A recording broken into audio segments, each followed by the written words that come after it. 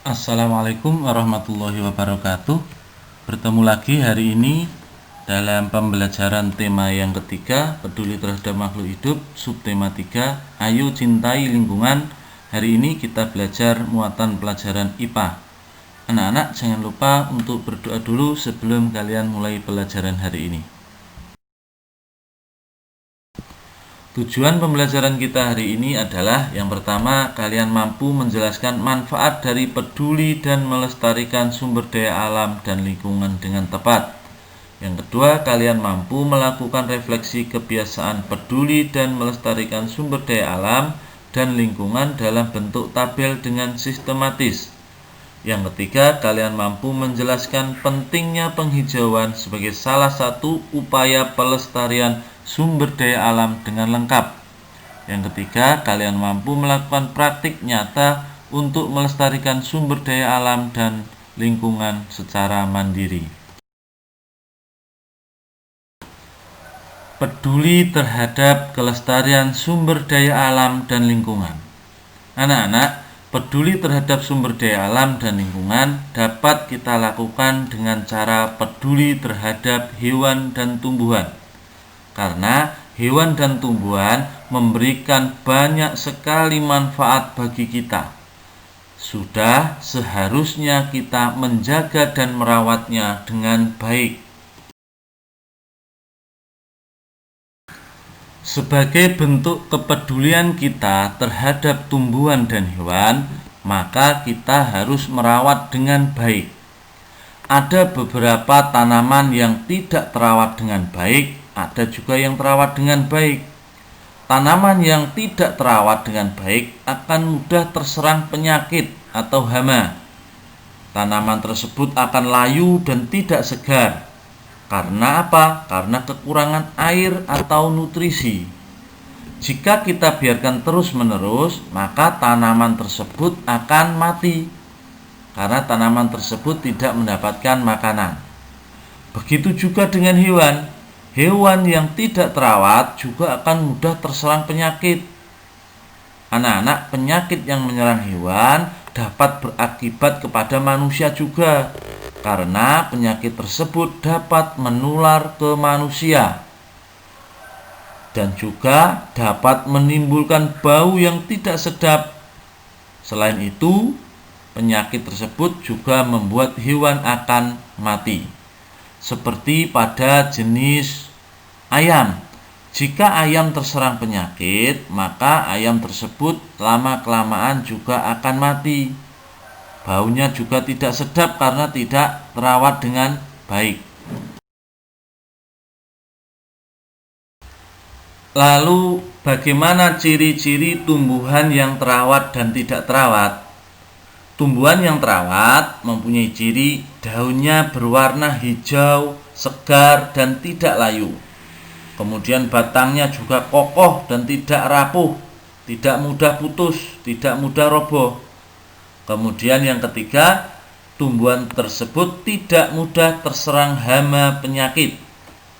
Dan jika tumbuhan tersebut tidak perawat, maka cirinya adalah daunnya berwarna coklat kekuningan dan juga layu. Batangnya kering dan rapuh, mudah roboh atau patah.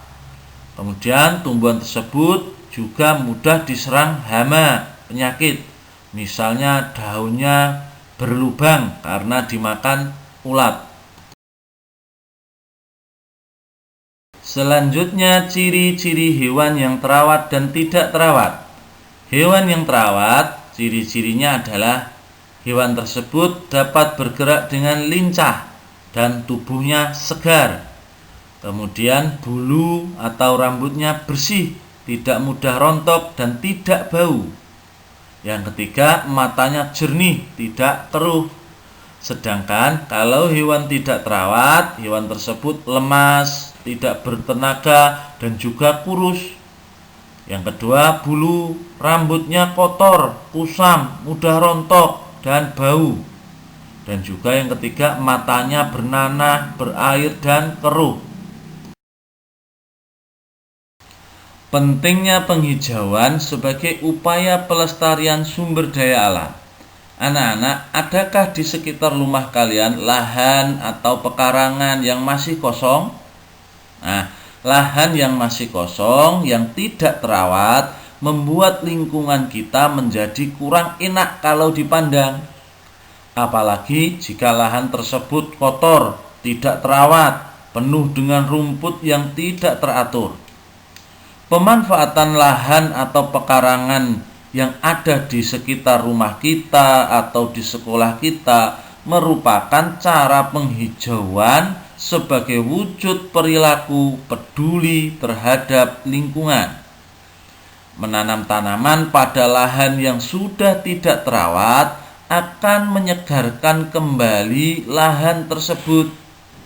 Salah satu cara penghijauan lahan adalah dengan menanam tumbuhan yang bermanfaat bagi kita.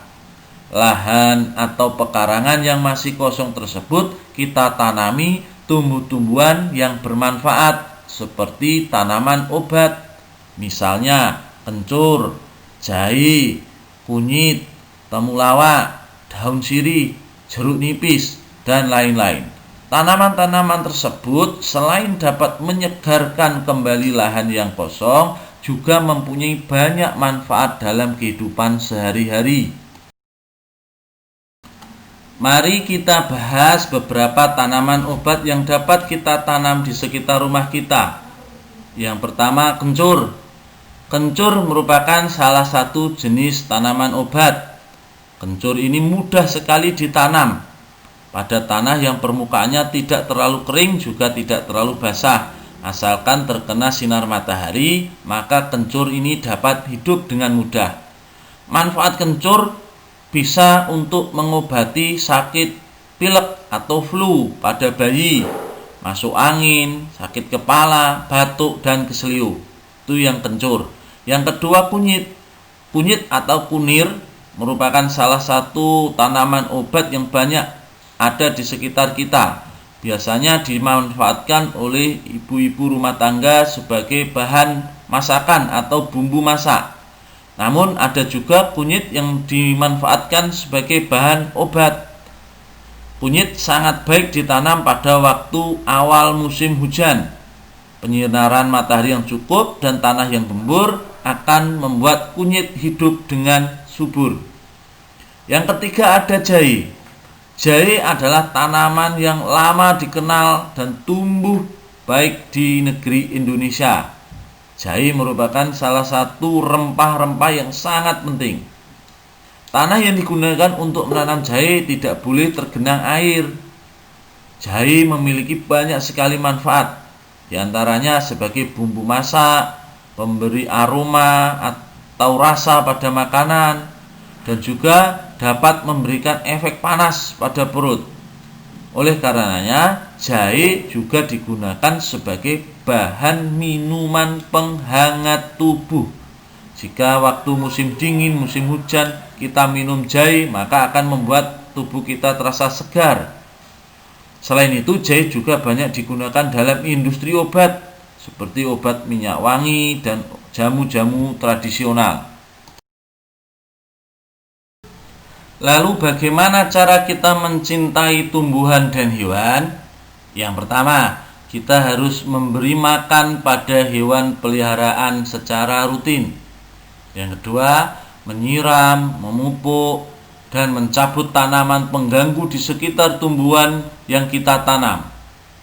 Yang ketiga, menanam tumbuhan di lahan-lahan yang kosong di sekitar rumah atau di sekitar sekolahan, bisa juga di pinggir-pinggir jalan. Yang keempat, tidak melukai hewan yang ada di sekitar lingkungan kita. Misalnya ada ayam, ada bebek, kita tidak boleh melukainya. Yang kelima, tidak merusak, mencabut, atau menebang pohon sembarangan. Misalnya ketika kita jalan ada pohon lalu kita memetik daunnya, itu tidak boleh. Yang keenam, membersihkan badan dan kandang hewan piaraan secara rutin. Demikian pelajaran hari ini anak-anak. Sebelum saya tutup, ada tugas mandiri untuk kalian. Tugas ini dapat langsung kalian kerjakan sekarang, tetapi kalian laporkan secara berkala kepada Pak Guru, karena tugas ini adalah tugas proyek. Yaitu yang pertama, tanamlah tanaman obat yang telah kita bahas hari ini. Bisa jahe, kunyit, kencur, lengkuas, jeruk nipis yang telah kita bahas tadi. Tanaman tersebut dapat kalian tanam di pekarangan rumah kalian. Misalnya di belakang rumah boleh, di depan atau di samping juga boleh. Kalau tidak ada pekarangannya, kalian bisa tanam di dalam pot. Kemudian tumbuhan tersebut kalian rawat dengan baik sampai tumbuhan tersebut tumbuh dengan subur. Jangan lupa tugas yang kedua adalah kalian membuat jadwal untuk merawat tumbuhan tersebut. Misalnya hari Senin jadwalnya disiram atau dipupuk, hari Selasa jadwalnya disiram, dipupuk dan dibersihkan dari tanaman pengganggu dan lain sebagainya. Jadi kalian bisa membuat jadwal setiap hari apa yang kalian kerjakan untuk merawat tumbuhan tersebut. Kalian catat setiap hari, Bapak tunggu tugas proyek ini sampai 1 bulan ke depan atau ketika tumbuhan tersebut dapat hidup dengan subur. Sekian anak-anak pelajaran kita hari ini. Bapak ucapkan terima kasih atas perhatian kalian. Jangan lupa selalu semangat untuk belajar dimanapun kalian berada. Terima kasih. Wassalamualaikum warahmatullahi wabarakatuh.